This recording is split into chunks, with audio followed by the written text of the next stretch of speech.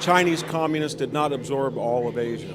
They turned on the Soviets as we wanted. The Soviet Union did not take Europe, and we paid a terrible price for that.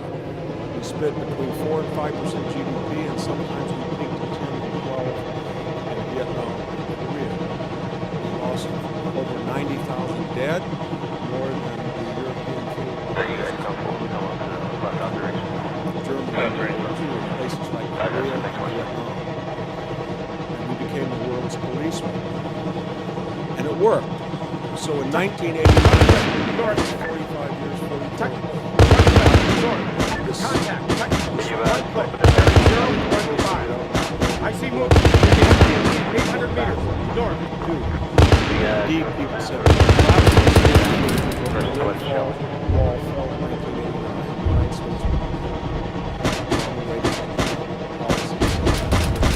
I've got a vision. Machine gunner. 300 meters. Germany was united. 300 meters northeast. There's an enemy. Soldier. 300 meters. Right. Francis Fukuyama wrote his landmark. 1992. It's called The End of History. Hegel, 1806, when the Pope he said basically the old order was over with, and the Napoleonic idea of revolution was over with.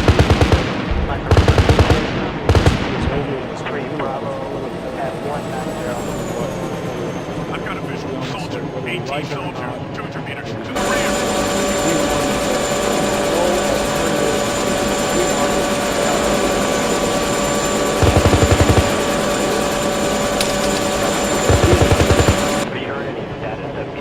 No sooner There's an enemy. Technical Balkans rapid blink bearing 240. and 18 600 meters writing west. that a year after the first Gulf War, in which we found out that Saddam Hussein might have gotten nuclear weapons, but the Middle East was unstable. They didn't think the end of history.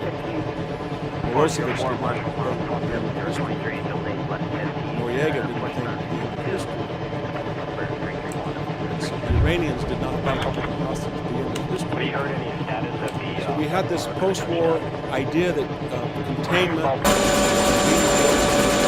continues in the youth phase.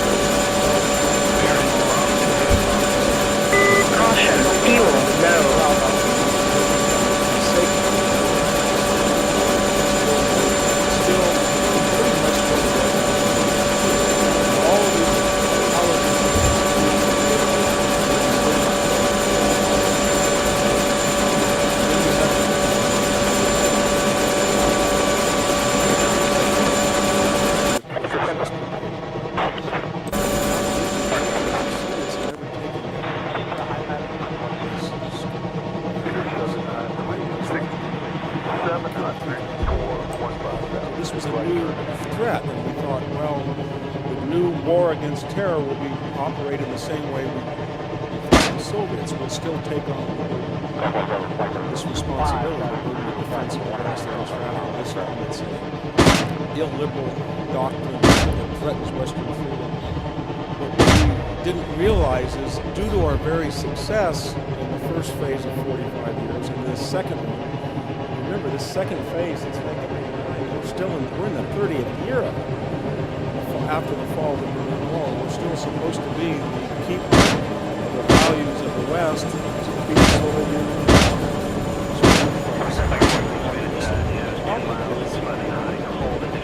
Did the world change? And were the premises of the post-war world order still valid? And there were starting to be discerning indications that while we still respected these institutions and we subsidized them and we intervened for the world order and we spent more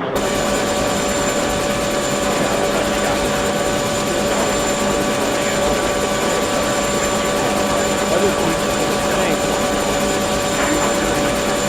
this enemies did not think the end of history was here. So we started to examine the last 4 years.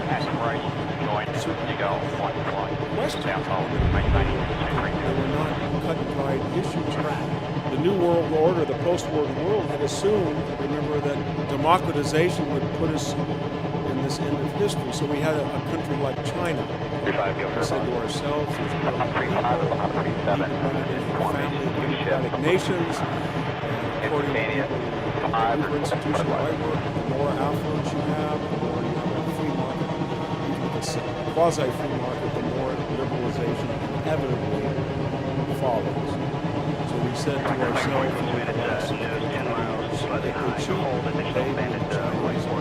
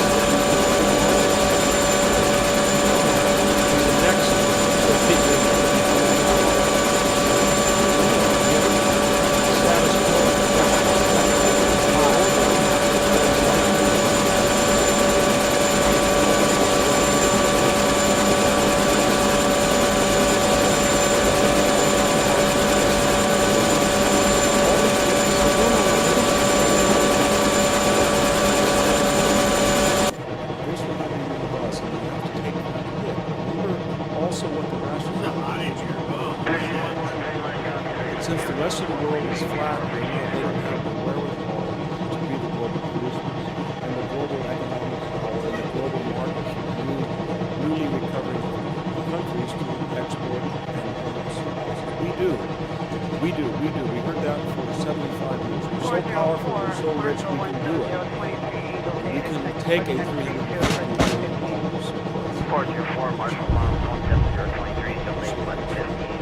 We looked at Europe. Europe is not the same as 10 years as it was. This EU, this European Union, we thought it was going to be a common market, it was going to expand to a common alliance, it was going to be an adjunct of NATO. We didn't realize that this was something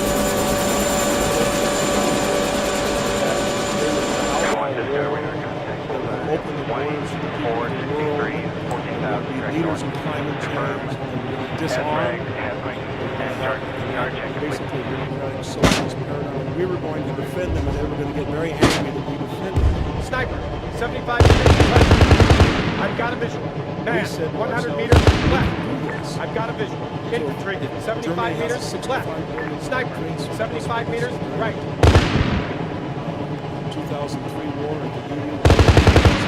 Damned us. Machine gunners, 18 soldiers, 200 meters front. I see movement. 300 meters, bearing 015. Germany is the most powerful country. It's got 80 million. It's historically been dangerous, but we solved the problem because it's in the EU and it's in NATO.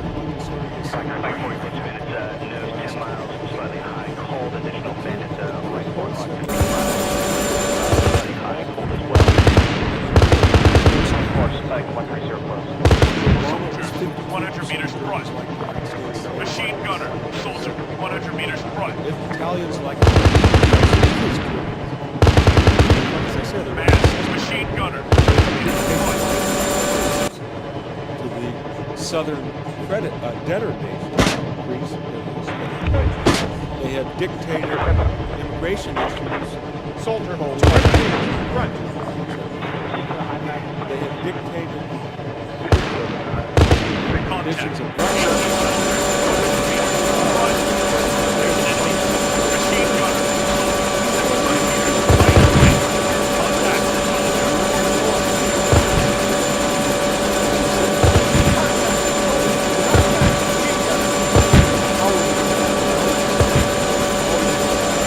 Machine gunner, 75 meters front.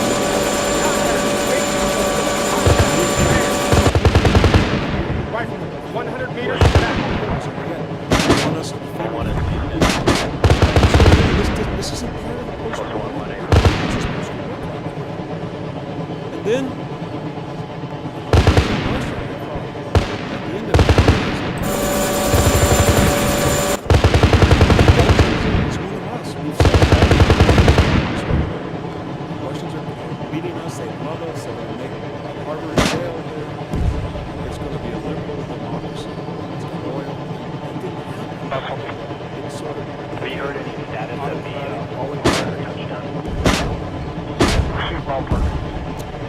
Let's be it's an orthodox country. It's deeply religious. It didn't seem to look at the EU to take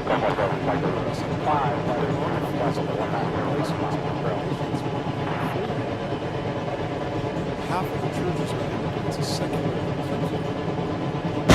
They have no means or ability or desire to assimilate integrate Muslim. It's data tactical swarm 0 that's to not 4 supposed to be. And the subtext of all this was, we can do it. Man, 75 meters left. Under the tenets of globalization, which went hand in glove with American post-war. 1 discovery our contact bullseye 2463 Machine gunner, 100 meters left. 18 soldiers, That is, we 100 take meters front. guard check complete. to $365 billion with the Chinese, $65 billion with the Germans, $75 billion with the Mexican government, $75 billion, second only to Germany, excuse me, China, it's bigger than Germany. And we let $30 billion of remittances go back to Mexico, half of whom are being subsidized by the U.S. People who send them. But we can do it. We're wealthy. We can be in NAFTA. The Canadians are wonderful people. If we have a small $15 billion deficit, that's not a problem. If Germany has the largest account surplus in the world, larger even than China in terms of financial service in the whole picture, at over $300 billion, we can do it. And then we started to look at places like Hillsdale County or southern Fresno County. And we started to see something that was very striking. I say we, it wasn't we, it were people that we wrote off as nuts, that were questioning the post-war order, or were disruptive or chaotic. They started to say certain things. And they said, I've come to the conclusion that under this second phase of the post-war order, we have an ossified foreign policy and military policy and strategic policy that doesn't fit this changing world, that doesn't fit the new China or the new EU, or South America didn't become all democratic. It's reverting to socialism. Or the more we reach out to Iran, it's not working. But what is happening is that anybody who has a job that involves muscular labor, and that job can be Xeroxed overseas, it will be Xeroxed overseas. And this divide is destroying this country culturally, socially, geographically, because we're creating two very wealthy cultures from Florida to Boston and from La Jolla to Seattle, and they're in culture, in taste, in affinity, closer in the West Coast to maybe Shanghai and Tokyo, and the East Coast to London and Paris than they are to... This is the interior. And these interior culture people that work as assembling products, or the industrial heart of America that won World War II, that had a greater GDP than all the other combatants and allies together, have been hollowed out because they can have their job replicated and the people on the coast can't. China can't build a Stanford University. Japan still hasn't Hydraulic figured out failure. to match our hedge fund. As one person, I gave a talk not too long ago, and a very angry person that said, Mr. Hansen, do you wake up one morning and find somebody did your column for half the price? He said, when it will, you know how I feel. The point was that we were starting to say that these were the deplorables, clingers, expendables. They were the losers of globalization. We went the next step and said, it wasn't just that they lost out, but they deserved to lose out. They didn't move. They took meth. It was almost as if they developed the pathology and then the industry left rather than what really happened. The industries left and then they developed the pathology. So this post-war order had not caught up to these new global realities, and we tried to adjust. 2009 to 2016, Barack Obama came in with a new foreign policy. The old George W. Bush going into Iraq or Afghanistan or Georgia, it's not the same thing anymore. But he took this evidence and he came up with a very disturbing conclusion. And he said the reason it's not working is our fault, because we try to impose our will. Who's to say that the United States democratic liberal society is any better than us? We always brought back these Gulf monarchies of Israel, that maybe Iran should be a legitimate country. Maybe we should, who were to say that we can dictate to them when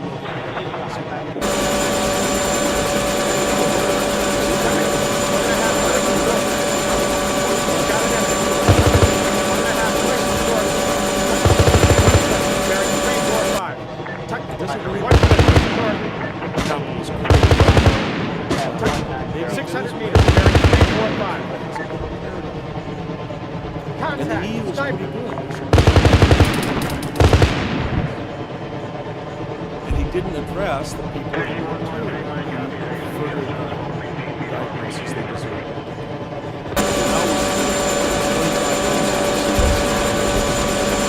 Nobody can on this stage at 16, no military.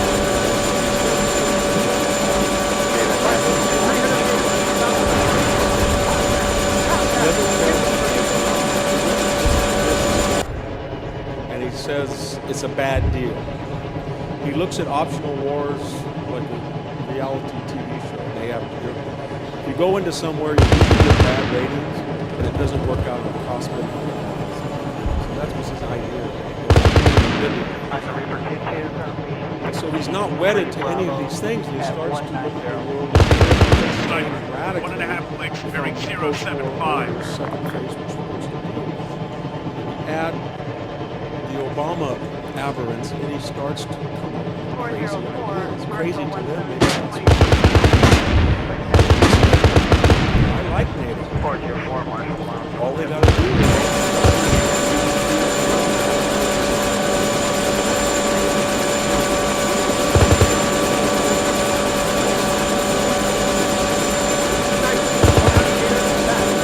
snipers, 1 click east.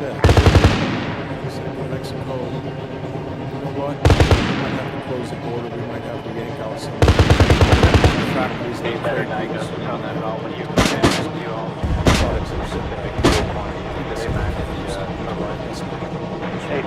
I've got a visual. Snipers, 100 meters to the left. Contact, rifleman, contact. Back down maybe 350 meters. Soldier, 200 meters. Warning, sink rate. He looked at the world throughout and he started to come up with a foreign policy. And they actually memorialized it in 2007. The strategic plan of the Machine gunner, half a click, bearing 240. AT soldier, sniper, it's pretty much half a click, bearing 2. called principled realism. It is a complete rejection of 75 years. And it's predicated on foreign policy, domestic policy, and separate. certain shibboleths that Rifle, we should 75 meters, recognize. front. There's an enemy. China, Soldier, the wealthiest 75 meters, going to right. be is going Machine to be gunner, more man, autocratic. 75 meters, front. The Palestinians Sniper, are 200 never meters, going front. to be democratic until they, on their own, Under Reaper 2, 3 Bravo at 190. and Saudi Arabia and Egypt and Jordan are probably not going to be democratic, but they're better than the alternative. Radical Shia, messianic, expansionary. Under Reaper 2, 3 Bravo at 190. Latin America is likely to be communist as capitalist, but if we have our goals, we're going to support capitalist states and not communists. When you start to read it, this term I Jacksonian, see movement. don't Soldier, tread on 75 foreign meters, laws. front. Men, Machine gunner, AT soldier, 100 meters, it means front. we're not going to seek trouble in the world. We're not going to be the world's policemen, but we are going to deter our enemies, and we will strike back if they strike us back, and we may have to create an instrument, and that will make a safer world. And it might have the same effect, but we're not going to claim that every single struggle in the world is of interest to somebody else to account, because we've seen where that leads.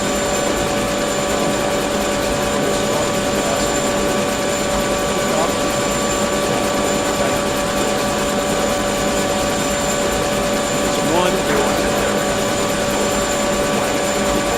what they are doing doesn't matter. Got an enemy. AT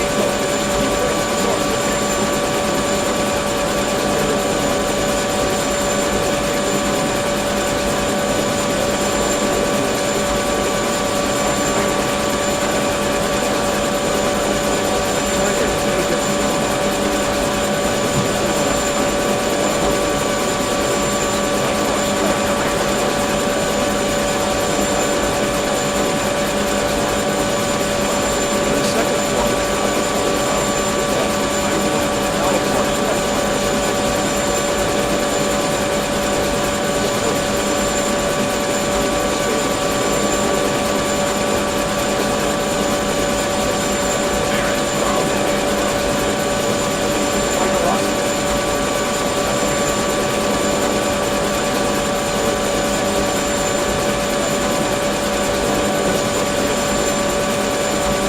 what made it even stranger once we saw this, I'm looking at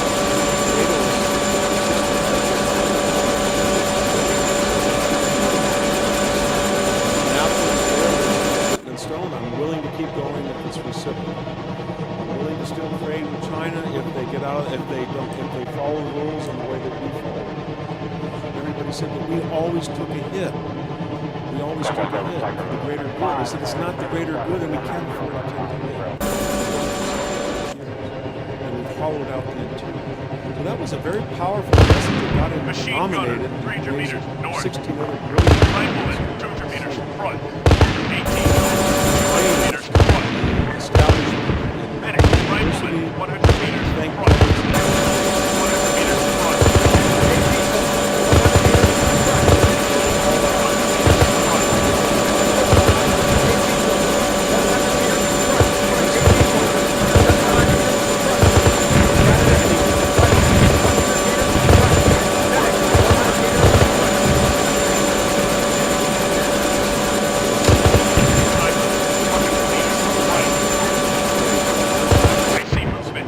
Sniper, 100 meters to the right of us. It's no better friend nor foe. The world is not full of neutrals anymore. It's not going to be a global community. There's not going to be Under Reaper 2, 3 Bravo at 190. globe where we're all advocates and we all believe in gender rights. It's not going to happen. There's going to be local differences. There's going to be tribalism. There's going to be chaos all over the world as it is as I speak right now. What we're going to do is pretty much look at people that we have more than less in common with and support them. They're going to be our friends, and people we feel are disruptive or don't like this American system. We're going to be enemies to. And that's going to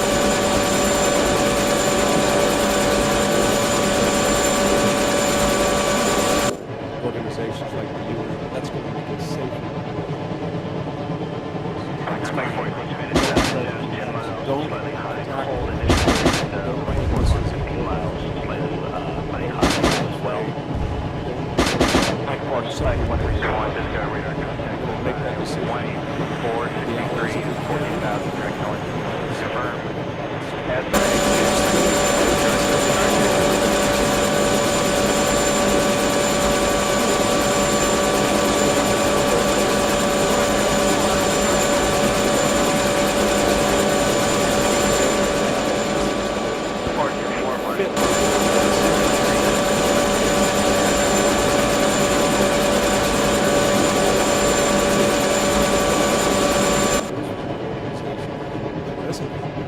One is you would think that it wouldn't work because he would be ostracized by all the institutions that fed people into a typical Republican administration. So you see all of these notable Democrats,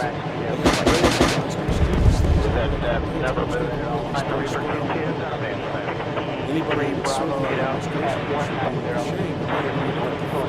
Architects are the finest foreign policy teams as defense. You'll never find a better defense secretary than James Mattis. Mike Pompeo is a brilliant. His activity compared to John Kerry or Rex Tillerson or there's no comparison. If you look at Nikki Haley, if you look at John Bolton, these are all excellent points. How can that be? And it's because there were a lot of people in Washington who were not duly appreciated because they